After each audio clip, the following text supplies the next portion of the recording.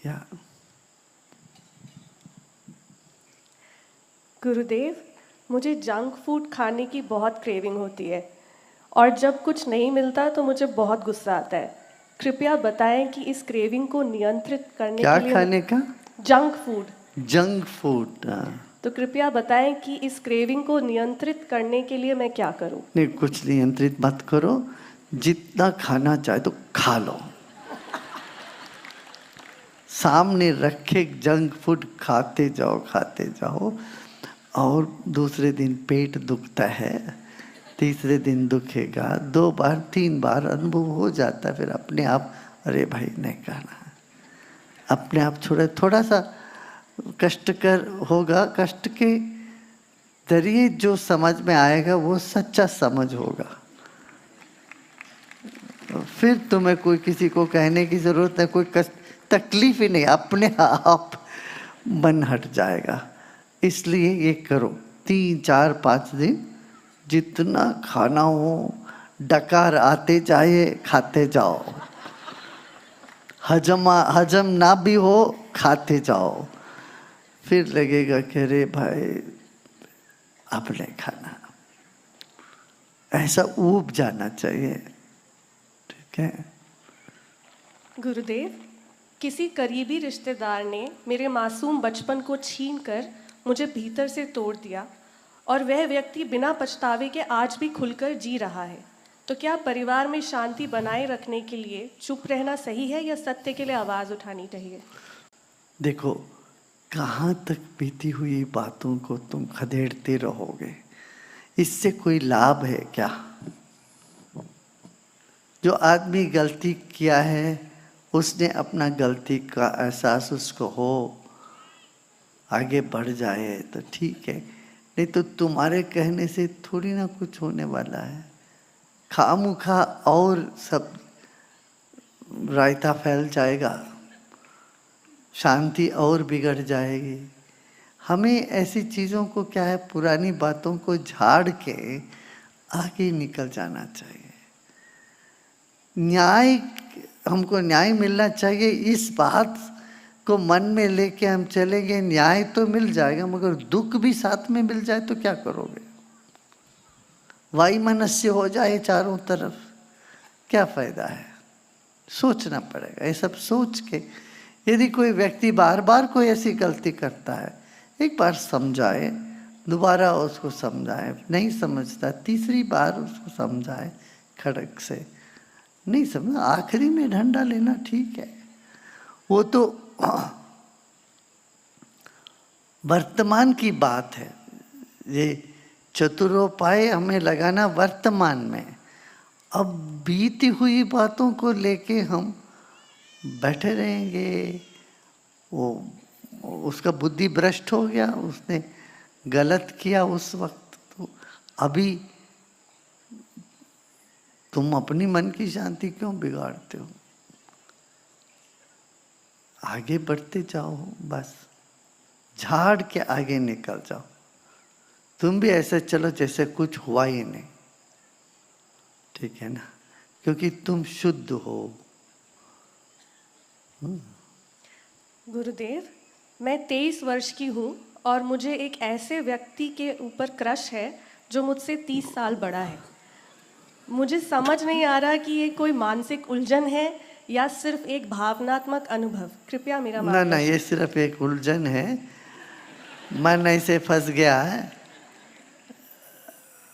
इसमें आगे बढ़ने से कोई फायदा नहीं। थोड़ा जाग के देखो, ये सब मोह है, मोह में फंसना नहीं चाहिए, इसी को मोह बोलते। मैं ऐसे ही हम जानते थे, एक बहुत ख्यात वैज्ञानिक है,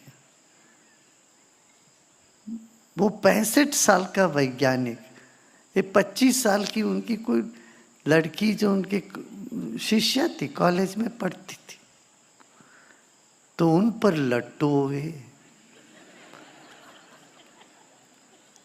अब इतना ख्यात, विश्वविख्यात प्रोफेसर है और वो इनका कॉलेज का टीचर है, गाइड है, तो वो लड़की भी ऐसी फंस गई कि वो इधर ना उधर हो पाए। मगर उसने तो ये कहा कि मैं तुमसे लड़की बेटी की रिश्ता बनाता हूँ, मगर व्यवहार तो बेटी का जैसा था ही नहीं। मगर मन में वो तो बेटी जैसा, मगर बेटी से ज्यादा कुछ आगे चलने लगा। जहां जाए उसको गोद में बिठा के जाए, कारी में, और वो शर्मिंदा होते जाए। अब उसको पीड़ा होती रही। वो बोले नहीं, मेरे गोद में बैठो तुम गाड़ी में। ये सब मोह है, मोह माया है। इससे आदमी धस जाता है।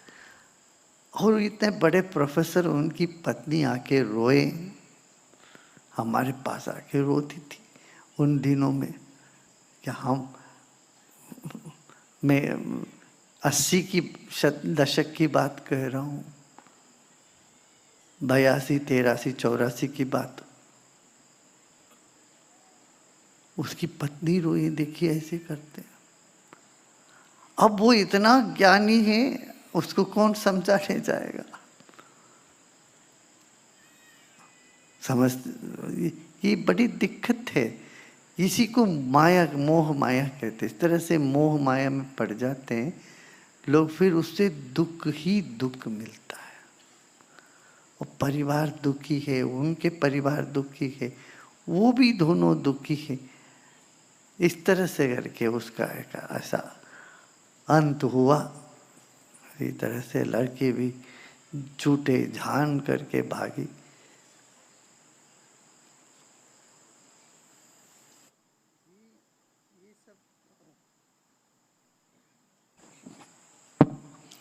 ये सब मोह में मत पड़ो, मत फंसो।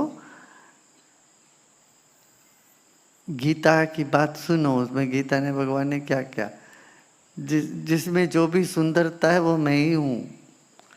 किसी में बल है तो वो मैं हूँ।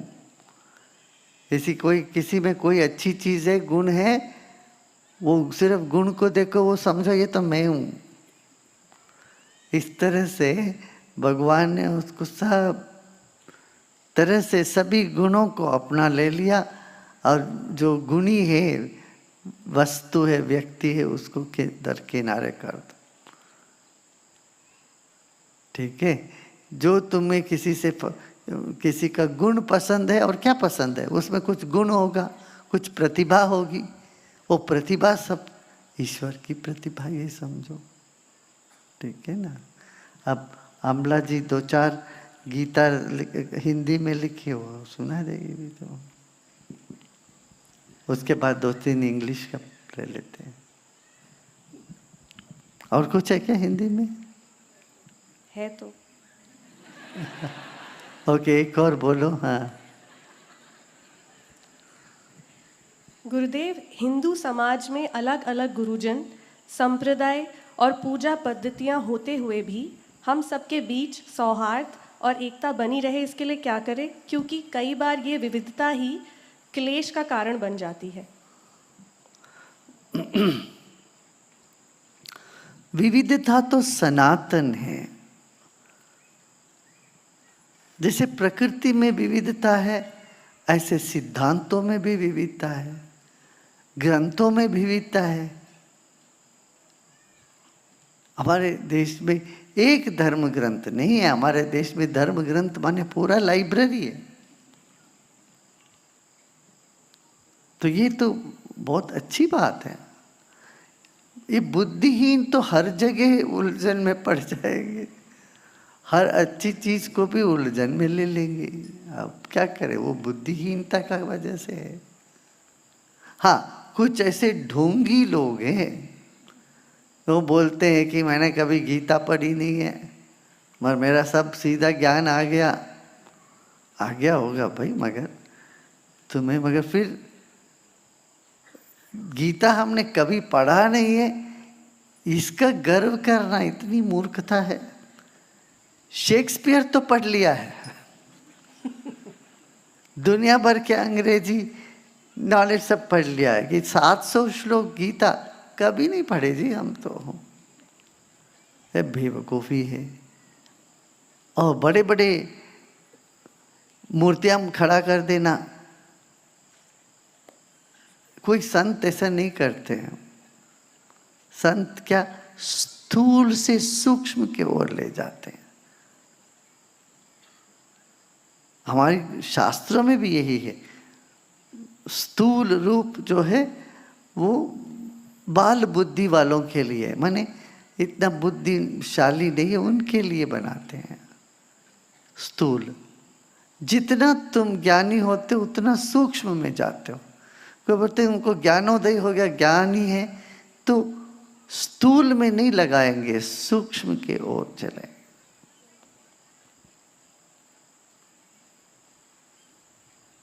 पहाड़ों के ही देखेंगे तो पहाड़ ही भगवान है, पहाड़ ही ब्रह्म है।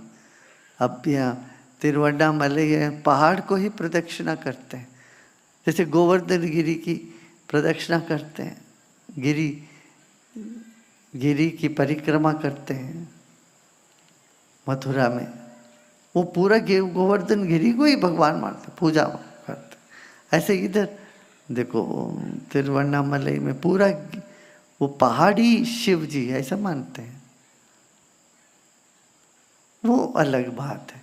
सूक्ष्म बड़े से छोटे के ओर जाना है, सूक्ष्माति सूक्ष्म। इसलिए देखो 12 ज्योतिर्लिंग सब छोटा है, छोटे से ही लिंग है सब। अपना व्यक्ति के साइज से बड़ा नहीं होता कोई।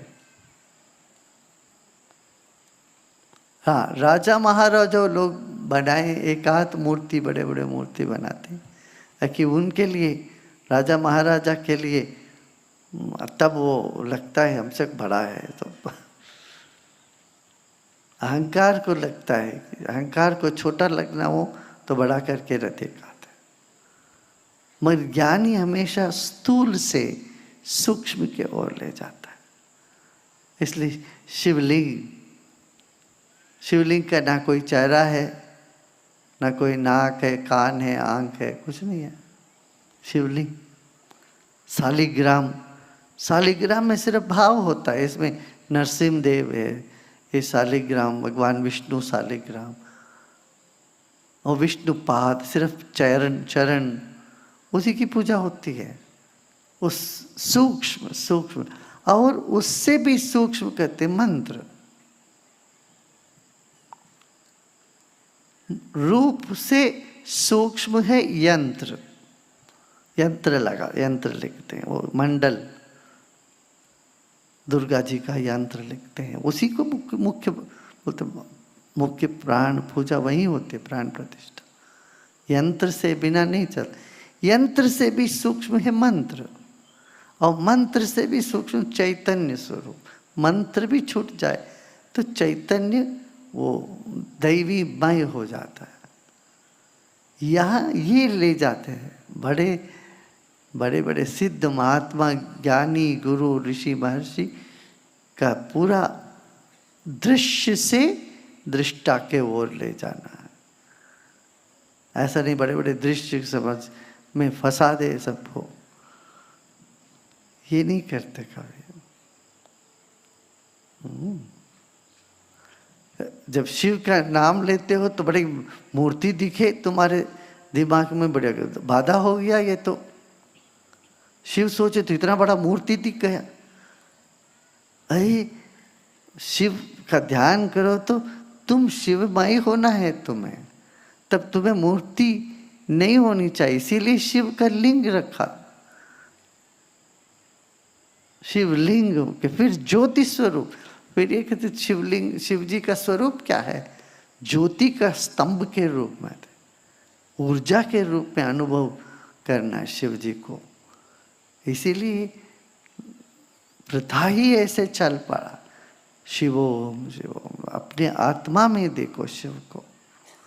दृष्टा ही शिव है, दृश्य नहीं।